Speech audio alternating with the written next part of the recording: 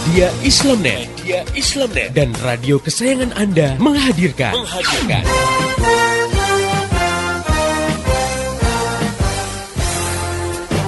Voice of Islam. Saya pernah nonton satu acara televisi, di situ ada party, pesta-pesta di sebuah diskotik, lalu dibikin kuis. Cuman kuis itu syaratnya hanya boleh diikuti oleh pengunjung yang bawa alat kontrasepsi, alias kondom. Ternyata banyak yang bawa. Paling datang itu anak muda semua gitu kan. Kita ditanya, kenapa kamu bawa? Loh, kita kan nggak tahu apa yang terjadi setelah ini. Wow, jadi kan sudah sedia payung sebelum hujan gitu ya. Sedia kondom sebelum berzina. Astagfirullahaladzim ya. Kenapa kok seperti terjadi? Karena satu, karena kita sudah hidup di alam sekuler. Hidup dengan landasan memisahkan agama dari kehidupan. Jadi agama udah nggak dipandang. Asma binti Yazid al-Ashhaliyah yang sedang dia ingin menanyakan satu masalah di hadapan Nabi dan para sahabat. Dan saat itu ada forum Nabi dengan para sahabat. Nah, saat itu Asma menanyakan tentang kedudukan peran perempuan dalam rumah tangga dibandingkan dengan peran kaum laki-laki ya. Bagaimana posisinya? Apakah perempuan itu bisa meraih pahala yang seperti laki-laki lakukan gitu ya? Nah, saat itu Rasulullah memuji pertanyaan yang diungkapkan Asma itu di hadapan para sahabat. Nah, ini kan menggambarkan ya bahwa saat itu Asma berbicara, kan ada suaranya di hadapan para sahabat, dan Rasulullah memuji dan membiarkan, dan ini menunjukkan bahwa suara itu bukan aurat gitu. Dalam Islam, kehidupan laki-laki dan perempuan itu diatur baik dalam kehidupan umum, misalnya dalam pergaulan di sekolah, di terminal, di jalanan umum, di perkantoran ya gitu. Dan juga di dalam kehidupan khusus di dalam rumah. Jadi memang Islam sudah memberikan batasan-batasan di mana laki-laki dan perempuan itu di dalam bergaul, berkomunikasi itu memiliki aturan-aturan tertentu. Jadi bukan berarti dengan diatur dipisahkan gitu ya kehidupan laki dan perempuan, benar-benar laki perempuan tuh nggak boleh ngomong, nggak boleh ketemu gitu. Ada yang mungkin menganggap kejem banget Islam tuh ya, jadi kayak di karantina gitu laki dengan perempuan. Tidak demikian. Namun ini catatan pentingnya, bukan berarti diperbolehkan jadi segalanya jadi boleh gitu ya. Dalam persoalan yang bersifat pribadi, nah ini tidak boleh laki-laki dan perempuan yang bukan mahramnya itu menjalin hubungan khusus gitu ya tanpa disertai mahram.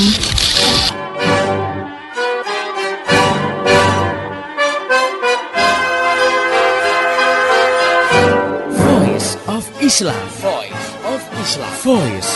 Islam.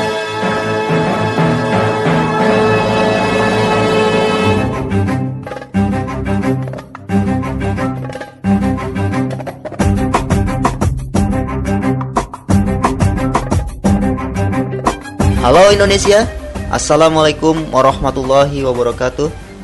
Jumpa dengan saya Aziz Kamiluddin dalam program Voice of Islam, kerja bareng media Islamnet dengan radio kesayangan Anda ini. Dan selama 30 menit ke depan, Voice of Islam akan mengisi ruang dengar Anda dalam rubrik Tamu Kita Pekan ini. Pendengar yang budiman, saya nggak sendiri, telah hadir tamu kita, Ustadz Husain As-Sa'di, Sarjana Pertanian. Beliau adalah Direktur Desainku Advertising. Baik, kita sapa beliau. Assalamualaikum warahmatullahi wabarakatuh, Ustadz. Waalaikumsalam warahmatullahi wabarakatuh. Mas Ais nih tampaknya ceria sekali hari ini ya. Insya Allah, Ustadz. Bagaimana kabarnya hari ini, Ustadz? Ya, alhamdulillah sehat dan menjalankan aktivitas secara baik hari ini. Ya, pendengar yang budiman, kali ini Voice of Islam akan membahas seni dalam pandangan Islam bersama Ustadz kita, Husain As-Sa'di. Beliau adalah Direktur Desainku Advertising. Baik, pendengar yang budiman, langsung saja kita bincang-bincang dengan Ustadz Husain As-Sa'di. Nah, Ustadz, ngomong-ngomong tentang desainku, selama ini desainku sedang garap apa, Ustadz? Kita punya bidang garapan dalam desain, terutama desain media ya, sekaligus produksinya, dan kita juga menangani pencitraan branding image untuk beberapa perusahaan, dan kebanyakan akhir-akhir ini kita banyak menangani institusi-institusi pendidikan dan lembaga penelitian, karena memang kita membidik pasar itu, Mas Aziz. Jadi itu keseharian kita. Ya Ustadz, desain itu tidak lepas dari seni Ustadz ya. Nah sebenarnya bagaimana sih Islam memandang masalah seni atau art itu sendiri? Iya, sebelum lebih jauh berbicara mengenai Islam memandang seni, saya kira baik kalau kita memahami dulu apa itu seni gitu ya. Jadi apa yang kita bahas nanti relevan dan punya sudut pandang yang jelas. Saya kira kalau kita buka Ensiklopedia Indonesia, itu di sana dituliskan bahwa seni itu adalah penjelmaan rasa indah yang terkandung dalam jiwa manusia, yang dilahirkan dengan perantaraan alat komunikasi ke dalam bentuk yang dapat ditangkap indera pendengaran, kemudian indera penglihatan, yang jelas semua indera yang dimiliki oleh manusia. Secara sederhana, seni itu merupakan media untuk menyampaikan nilai-nilai keindahan. Jadi seperti itu. Sehingga sebagai seni, sebagai media maksud saya, kita bisa melihat bahwa dia adalah bagian dari satu proses komunikasi sebenarnya, kalau kita mau melihat dari sisi itunya. Sehingga kalau indera penglihatan, visual art gitu, kita bisa mencontohkan kalau ada spanduk, kemudian ada website, kemudian ada buku yang menarik, ada majalah, ada koran. Nah, itu adalah hasil seni gitu, yang merupakan visual art. Jadi seperti itu. Di yang lain misalnya untuk seni auditory art, itu seni yang dirasakan dengan mendengarkan. Misalnya kalau kita dengerin lagu itu menjadi lebih bersemangat gitu ya, dengan nada-nada indahnya seperti itu. Nah, itu auditory art. Kemudian kalau itu digabung, itu menjadi multimedia kan, ada di sana ada visual dan ada auditori. Kita bisa melihat misalnya film, ada sinetron dan seterusnya. Jadi itu adalah bagian dari seni yang diciptakan agar indah untuk dinikmati. Jadi pada sisi itu, Mas Aziz dan pendengar yang budiman. Iya, sebenarnya ada gak sih Ustadz perbedaan yang mendasar antara seni dalam Islam dengan seni ala Barat yang sekarang ini banyak kita lihat? Iya, sebelum berbicara ke arah situ atau menjawab pertanyaan Mas Aziz ini, saya ingat ada satu ungkapan yang dulu pernah diungkapkan oleh Buya Hamka ya, sebagai salah satu tokoh nasional di Indonesia. Beliau mengatakan bahwa dengan iman, katanya, hidup itu akan terarah. Kemudian dengan ilmu, hidup itu akan lebih mudah. Dan dengan seni, hidup itu akan lebih indah. Begitu kata Buya Hamka dalam satu orasinya. Saya kira jelas ya, kalau kita membandingkan antara Islam dengan Barat dalam memandang seni, perbedaannya adalah bahwa dalam Islam itu ada koridor, ada tata aturan yang itu jelas. Tetapi kalau kita membandingkan dengan Barat, koridor atau tata aturan itu diserahkan kepada penikmat dan kepada penciptanya, pencipta seni maksudnya, pencipta hasil karyanya itu, sehingga kalau kita lihat cenderung bebas begitu. Jadi perbedaannya pada nilai dan tata aturan yang mengatur, yang mendasarinya. Saya kira itu. Nah, Ustadz, sekarang ini seringkali kita mendengar dari para budayawan yang menyebutkan tentang perlunya kebebasan dalam ekspresi seni, Ustadz. Nah, menurut Ustadz sendiri bagaimana hal ini kita sikapi gitu? Pada dasarnya kebebasan itu kan tidak ada yang kebebasan mutlak. Orang selalu dibatasi oleh paling tidak ruang dan waktu dan kehidupan sosial di sekitarnya. Di Barat kalau kita lihat tidak ada kebebasan mutlak juga begitu. Dia dibatasi oleh satu kultur budaya, dan biasanya orang kemudian merumuskan apa yang seharusnya dilakukan gitu. Nah, dalam hal ini maka memang ada perbedaan yang tadi disebutkan di awal, bahwa Islam dan Barat, dari kalau kita buat dua dikotomi ini, itu memandang seni dalam dua cara yang berbeda batasannya gitu. Kalau Islam itu jelas batasannya adalah ada hukum-hukum yang mengatur itu. Jadi kebebasannya itu diatur sehingga ekspresi seni yang bisa dicurahkan dalam karya-karya seni itu tetap pada koridor nilai dan tata aturan yang ada gitu. Yaitu aturan Islam tentunya. Nah, kalau di Barat tata aturan ini yang cenderung bersifat subjektif. Artinya begini, bahwa orang bisa merumuskan satu batasan yang berbeda dengan orang lain gitu. Sehingga kalau kita melihat ada berkembang misalnya nude art gitu ya. Nude art itu misalnya dalam fotografi misalnya ya, ada fotografi orang-orang yang bugil gitu. Seperti itu. Pada satu sisi batasannya pun ada gitu, sampai titik apa, tapi kemudian ini tidak jelas gitu pada bagian apa dibolehkan dan bagian apa dan tidak diperbolehkan gitu. Kalau Islam mempunyai tata aturan yang jelas yang mengatur masalah-masalah ini. Jadi kira-kira seperti itu Mas Ais dan pendengar yang budiman. Nah, pendengar yang budiman, apa saja sih batasan Islam dalam ekspresi seni? Kita akan bahas pertanyaan ini setelah kita dengarkan lagu yang berikut ini. Tetap setia di Voice of Islam. Masih di Voice of Islam, kerja bareng media Islamnet dengan radio kesayangan Anda ini. Anda masih bersama saya, Aziz Kamiluddin, dan Ustadz Husain As-Sa'di, Sarjana Pertanian. Beliau adalah Direktur Desain Ku Advertising dalam rubrik Tamu Kita Pekan ini. Dan kali ini kita sedang membahas topik seni dalam pandangan Islam. Baik, langsung saja kita lanjutkan bincang-bincang kita dengan Ustadz Husain As-Sa'di. Nah, Ustadz, kita lanjutkan perbincangannya, Ustadz. Apa batasan Islam dalam ekspresi seni itu, Ustadz? Nah, ini sebenarnya kalau kita bicara batasan Islam dalam seni, ini pembahasannya sebenarnya akan panjang lebar, karena seperti yang saya sebutkan di awal tadi ya, Mas Ais dan pendengar yang budiman, bahwa seni itu luas sekali.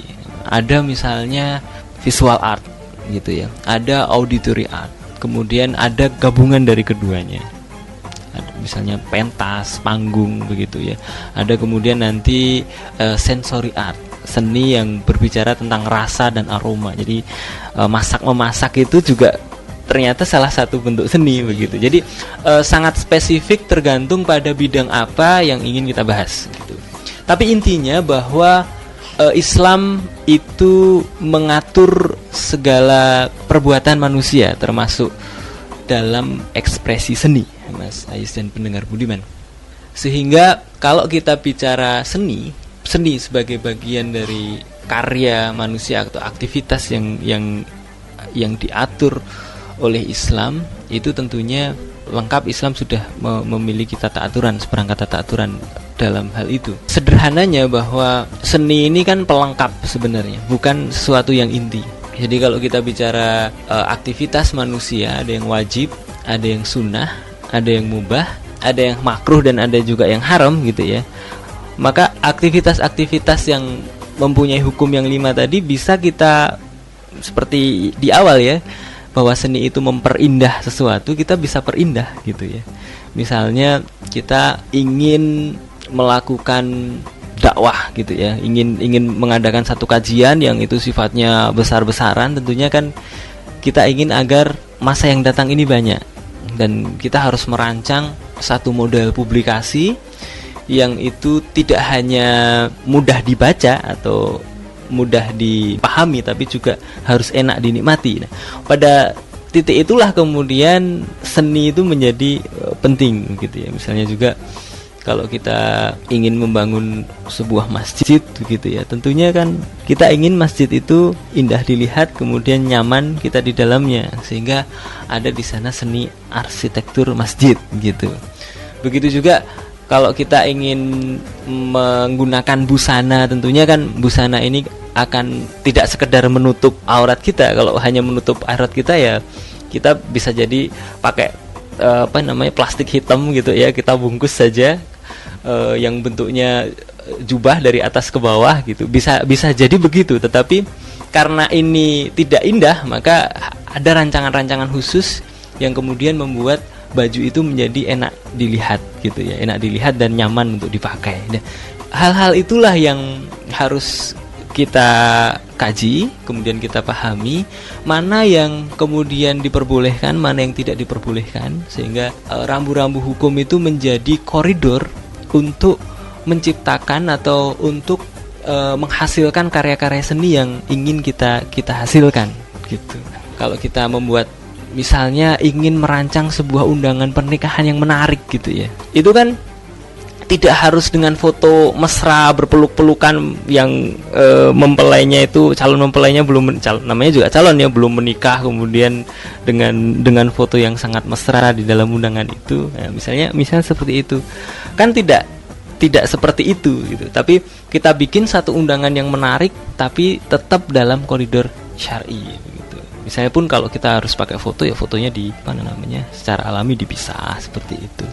Ustadz, tapi ada yang bilang begini Ustadz, kalau mengikuti rambu-rambu Islam atau batasan-batasan Islam yang telah tadi dipaparkan oleh Ustadz, akan mematikan ekspresi seni itu sendiri Ustadz. Nah, apakah batasan Islam ini memang benar akan membuat ekspresi seni jadi mati? Menurut saya tidak ya Mas Aziz ya. Karena begini, dengan adanya koridor tata aturan yang jelas, justru seni ini akan makin terarah dan punya makna. Jadi ketika seni ini ada visi yang hendak dituju dan pijakannya juga jelas, maka dia akan menghasilkan sesuatu yang justru sangat bermanfaat, kemudian punya nilai lebih yang sangat positif gitu. Misalnya begini, kalau kita menengok bagaimana para wali dulu berdakwah di Jawa, para wali Songo yang berdakwah di Jawa dan di wilayah Nusantara ini, mereka berpikir keras untuk menyuguhkan ajaran-ajaran Islam ini semenarik mungkin di tengah-tengah masyarakat, dan hasilnya juga luar biasa. Seperti halnya kalau kita lihat wayang kulit yang ada sekarang ini kan menjadi satu karya yang luar biasa, baik dari sisi seni peran yang dimainkan, kemudian musik gamelan yang juga sangat lengkap, dan boleh dikatakan itu adalah satu instrumentasi yang paling lengkap di dunia, gamelan itu dari berbagai unsurnya. Kemudian di sana juga ada seni vokal, ada lagu-lagu yang memang dirancang khusus itu untuk mendakwahkan Islam dan usaha untuk memperbaiki masyarakat. Di sana juga kemudian ada karya-karya yang itu bernilai seni dan itu bermanfaat. Jadi kalau ada yang mengatakan, wah kalau dibatas-batasi begitu mana akan berkembang atau pasti ekspresi akan mati, saya kira tidak. Justru dengan ada tata aturan yang jelas, ini akan berkorelasi positif sebenarnya dengan apa yang ingin disampaikan lewat seni, gitu Mas Ais. Jadi intinya Islam punya tata aturan yang jelas, termasuk di dalam hal seni sendiri, seni, ekspresi seni dan menikmati seni. Menikmati seni ya kan. Nah, apakah ada bukti Ustadz bahwa Islam itu justru memberikan peluang berkreasi secara cemerlang bagi seorang pekerja seni itu sendiri? Iya, kalau kita lihat kehidupan sehari-hari ini kan memerlukan tangan-tangan yang memperindah, memperhalus sehingga nyaman gitu ya. Dan ini peluangnya begitu besar di sekitar kita, dan tidak harus sesuatu yang dikerjakan itu sesuatu yang dilarang begitu, tapi yang boleh, yang disunahkan bahkan diwajibkan itu saya kira banyak sekali. Sehingga peluang-peluang ini yang harusnya ditangkap oleh kita ya sebagai umat Islam, bagaimana agar ini bisa bernilai positif, baik itu bagi diri kita maupun bagi orang lain. Nah, adakah fungsi seni bagi manusia Ustaz? Ya saya kira keindahan itu adalah salah satu yang fitrah yang ada dalam diri manusia gitu. Jadi kalau manusia itu pasti senang yang indah, senang yang nyaman begitu ya. Saya nggak tahu apakah ada orang yang senangnya sesuatu yang tidak indah dan tidak nyaman gitu. itu mungkin tidak normal. Misalnya kita bertempat tinggal ya di satu rumah, kita tentunya ingin agar tempat itu nyaman dan juga enak untuk dihuni. Katakanlah di situ ada sampah, maka harus disingkirkan kan sampah itu supaya dari sisi pemandangan juga lebih enak dilihat karena bersih, sisi kesehatan juga akan lebih sehat. Kemudian penataan kursi, penataan tempat tidur gitu juga merupakan sesuatu yang saya kira lazim. Kalau kemudian ditata dengan baik, rapi, akan menimbulkan suasana yang lebih kondusif juga. Dalam bidang misalnya auditory art itu lagu gitu ya, dalam teori-teori psikologi saya kira ada misalnya arousal theory gitu ya. Musik itu akan membangkitkan satu kegairahan. Jadi musik itu ternyata bisa memberikan kesan dan nuansa lain gitu. Kalau dengernya musik-musik yang keras itu biasanya lebih semangat. Kalau musik-musik yang lembut, mendayu-dayu itu biasanya jadi lebih tenang atau lebih sendu dan seterusnya. Jadi ini saya kira yang ada dalam diri manusia gitu ya. Seni sebagai sesuatu yang sudah fitrah sehingga orang lebih senang kepada keindahan dibanding hal-hal yang rusak dan seterusnya. Nah, Ustadz, apakah di Indonesia saat ini sudah cukup islami seni itu sendiri? Iya, ini pertanyaan yang menarik saya kira. Saya belum melakukan survei atau barangkali belum ada survei khusus apakah di Indonesia itu seninya sudah islami atau belum. Tapi kalau kita lihat tren kan, kalau Ramadan itu ya relatif lebih dekat dengan nafas-nafas Islam ya. Pasca Ramadan kembali lagi ya selama 11 bulan sampai Ramadan lagi begitu. Kita bisa melihat bagaimana pagelaran panggung-panggung ya katakanlah dangdut yang setiap malam pasti ada di TV begitu ya. Kemudian di masyarakat kita juga sedemikian rupa gitu. Nah, kalau kita bicara tentang realitas, maka saya kira agak jauh ya dengan nilai-nilai Islam dalam konteks Indonesia saat ini.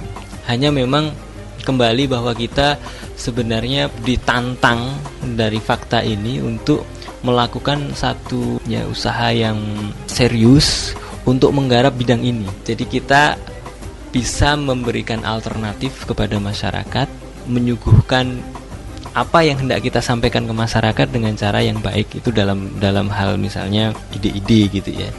Kalau kita ingin melakukan acara ya dikemas dengan baik, dengan dekorasi yang baik gitu ya, dengan satu konsep acara yang menarik gitu, undangannya yang bagus, publikasinya yang menarik juga dan seterusnya. Sehingga ini yang kemudian diharapkan mampu untuk memberikan nilai tambah dari acara tersebut. Saya kira masih cukup banyak yang bisa kita lakukan dengan seni ini gitu. Jadi intinya ini menjadi PR kita bersama, Ustadz ya. Iya, ini menjadi tantangan kita. Iya.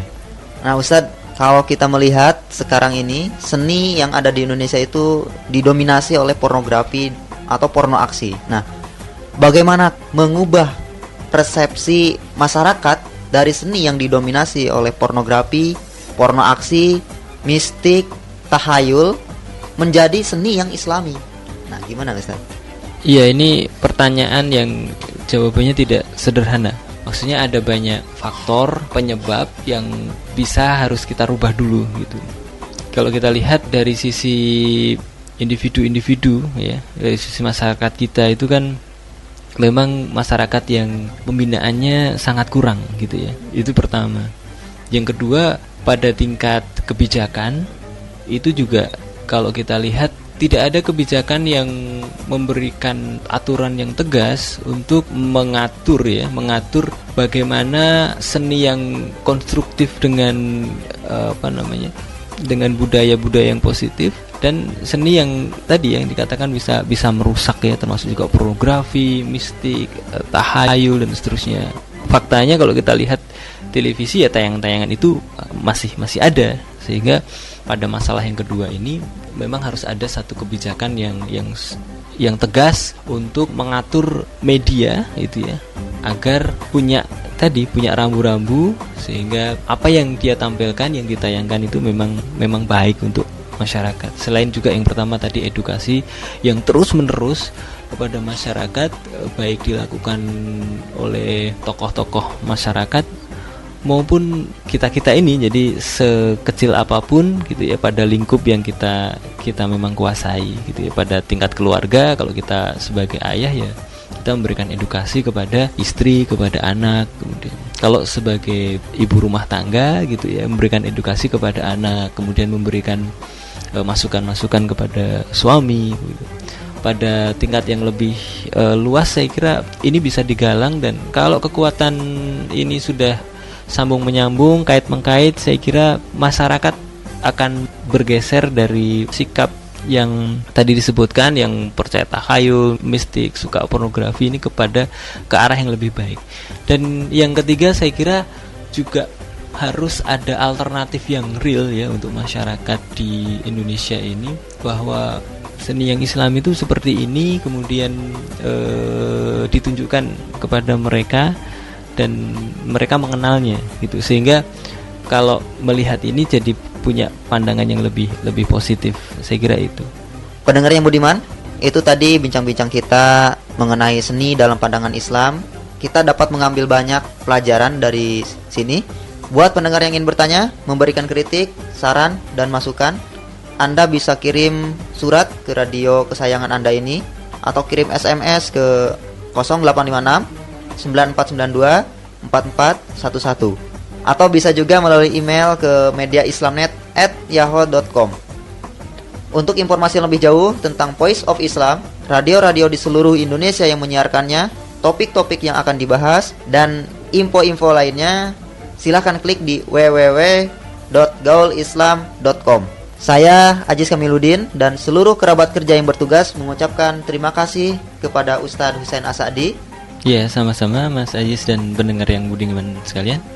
Terima kasih juga buat pendengar yang telah setia mengikuti acara ini. Sampaikan apa yang Anda peroleh dari acara ini kepada yang lain, agar rahmat Islam bisa segera tersebar luas, termasuk di kota Anda yang tercinta ini. Mari menimbang masalah dengan syariah. Assalamualaikum warahmatullahi wabarakatuh. Berkasih mesra, hidupkan bahagia, fitrah semula jadi bagi diri manusia. Itulah harta yang paling tinggi nilainya. Bersamalah kita saling menyuburkannya.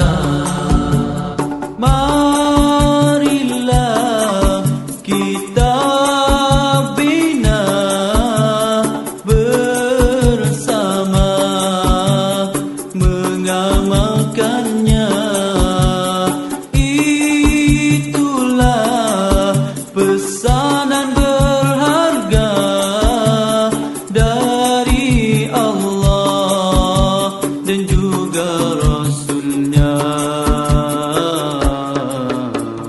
Tak kira masa, tak kira suasana, walaupun di rumah atau di tempat kerja, hormat menghormati jadikanlah amalan, bersama keluarga juga jiran tetangga. Marilah kita jaga, elakkan persengketaan. Tiada faedah darinya, kita rugi lagi merugikan. Berkasih mesra, hidupkan bahagia, fitrah semula jadi bagi diri manusia. Itulah harta yang paling tinggi nilainya. Bersamalah kita saling menyuburkannya. Tak kira bangsa, darjat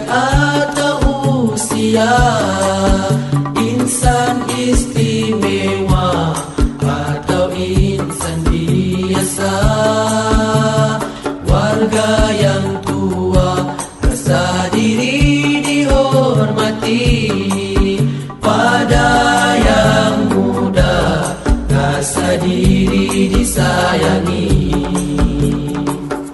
Anak-anak taatilah kedua ibu bapamu, patuhilah pesanan mereka, hidup selamat dan sejahtera. Berkasih mesra, hidupkan bahagia, fitrah semula jadi bagi diri manusia. Itulah harta yang paling tinggi nilainya. Bersamalah kita saling menyuburkannya. Bersamalah kita saling menyuburkannya. Demikian tadi Voice of Islam. Semoga hikmah yang terkandung bermanfaat untuk kita semua. Amin, amin, amin. Ya Robbal Alamin. Kembali bisa Anda dengarkan Voice of Islam. Menghadirkan topik-topik seputar kehidupan kita esok hari di waktu dan gelombang yang sama.